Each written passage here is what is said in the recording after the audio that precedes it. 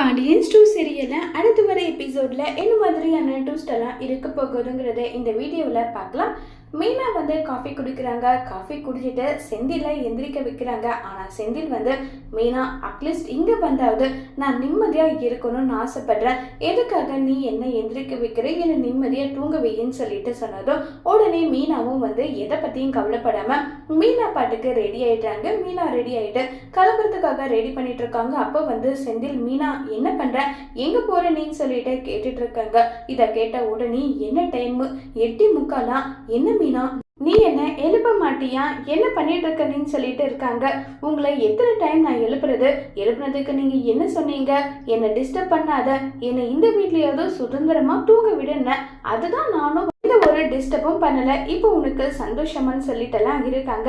சரி எனக்கு சூடா காஃபி கொஞ்சம் எடுத்துட்டு வையன்னு சொன்னதும் உடனே மீனா கிச்சனுக்குள்ள போறாங்க.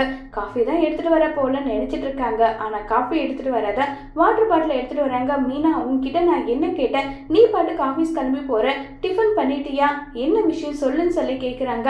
நான் டிஃபன் எல்லாம் பண்ணல. என்ன மீனா அப்ப எப்படி நான் சாப்பிட்றது, லஞ்சாவது பண்ணியிருக்கியா, அது கூட பண்ணல. நான் தட்டை இப்படி காகயத்தில் காட்டினா எந்த காய்கறியும் கொட்டாது. என்ன மீனா நான் வாங்கிட்டு வரலதான், அதுக்கு ஒத்துக்கிறேன். நீ போய் வாங்கிட்டு செய்யக்கூடாதா, நான் வேலைக்கும் போயிட்டு இப்படி உங்களுக்கெல்லாம் சமைச்சு கொடுக்கணுன்ற அவசியம் எனக்கு கிடையாது. இந்த போர்வையெல்லாம் படிச்சு வைங்கன்னு சொல்லிட்டு மீனா நேரா பாண்டியனோட வீட்டுக்கு போனாங்க. அத்தை என்ன அத்தை சமையல், உனக்கு பிடிச்ச காரக்குழம்படி, ஆமா நீ எப்படியும் சமைச்சிட்டு வந்திருக்க மாட்டேன்னு எனக்கு தெரியும், செய்திலுக்கு உனக்கு பேக் பண்ணி கொடுக்குறேன்னு சொன்னதும் உடனே பாண்டியன் பயங்கரமா கோபப்படுறாங்க.